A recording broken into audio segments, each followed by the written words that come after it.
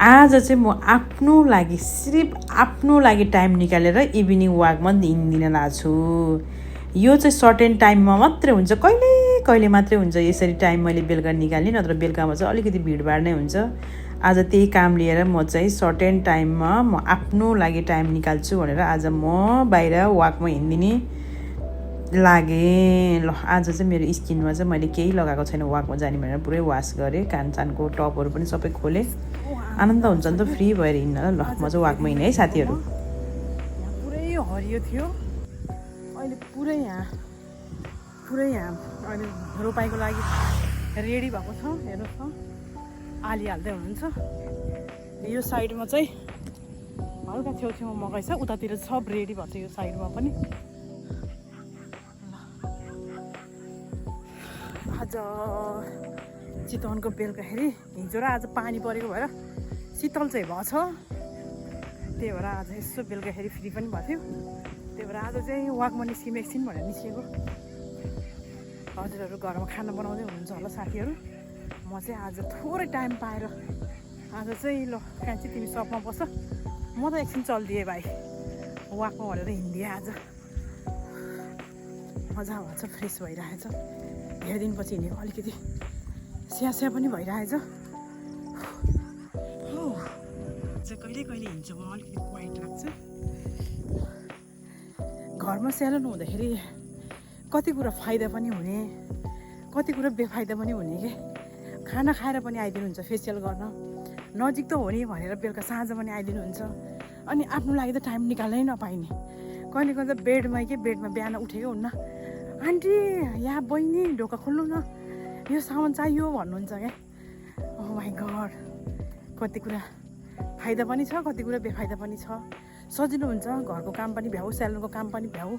घरमा स्यालेन हुँदाखेरि फाइदा त्यो पनि हुन्छ भने कति कुरा अप डाउन, फाइदा बेफाइदा दुइटै बराबर हो। तर हेल्थलाई इम्पोर्टेन्ट हुन्छ, हेल्थ लागि भन्नु थाहा छ। तर के गर्नु, टाइम निकाल्न पाउनु पऱ्यो नि। आफ्नो लागि टाइम पनि निकाल्न नपाउने, कहिले कहिले चाहिँ यसो सोध्छु जे पर्ला ल आज निस्किएँ भनेर निस्किन्छु। तर सधैँभरि चाहिँ यस्तो चाहिँ हुँदैन है, सधैँभरि चाहिँ यस्तै हो। सेलुनमा काम गर्दाखेरि धेरै फिजिकल प्रब्लमहरू आउँछ, स्ट्रङ पनि हुनुपर्छ। तर थाहा छ हुँदा पनि गाह्रो त हुन्छ।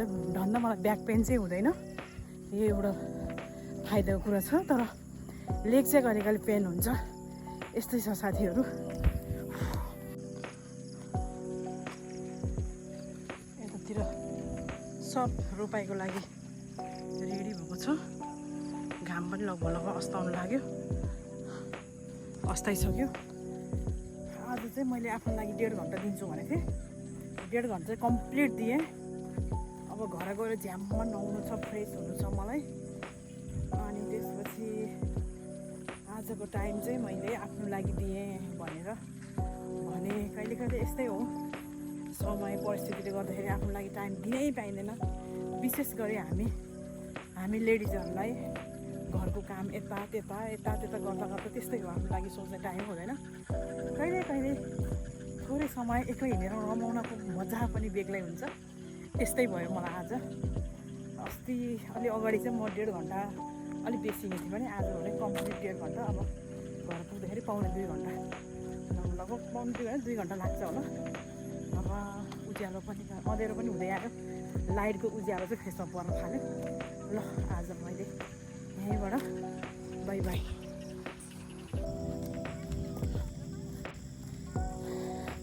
लगभग 1.5 घन्टाभन्दा माथि, पौने 2 घन्टा हिँडेको फोन आयो। अहिले क्लाइन्ट आउँदै हुनुहुन्छ भनेर कान्छीले फोन गरेँ नि। ल अब घर गएर यसो एकछिन फ्रेस भएर क्लाइन्टलाई एटेन्ड पनि गर्न परिहाल्यो। आज यस्तै हो लाइफ, अप एन्ड डाउन, काम, आफ्नो लागि टाइम म्यानेज गर्ने हो, हिँड्ने हो कि कसो।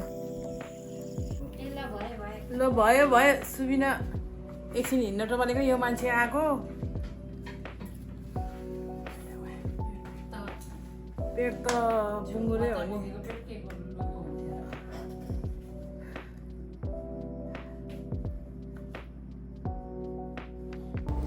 सेलुनमा मैले फेसियल भ्याएँ र म आफ्नो स्किन हेर्दैछु है। फेसियल भ्याएर फेस प्याक लगाएर राखेको छु उहाँलाई मैले फेस मास्क। अनि आज चाहिँ मलाई आफ्नो फेस चाहिँ अलिकति पसिना आएर होला अलिक ग्लोइङ लागेको छ, लाइट फिल भएछ। आज चाहिँ हल्का लाइट खाना नै खान्छु। उहाँ चाहिँ क्लाइन्टको छोरी चेयरमा सुतेर मोबाइल हेर्दै चिल गर्नुभएछ भने यता क्लाइन्ट भने फेसमा फेस मास्क लगाएर चाहिँ चिलमा हुनुहुन्छ। मैले पनि आज आफ्नो लागि थोरै समय दिएर मैले पनि आफूलाई चिलमै गराएँ, किनभने सेलुनको काम सँगसँगै आज मैले थोरै समय आफ्नो लागि जिएँ, थोरै आफ्नो हेल्थको बारेमा सोचेँ। हजुरहरूले पनि आफ्नो हेल्थको बारेमा सोच्नु होला है साथीहरू।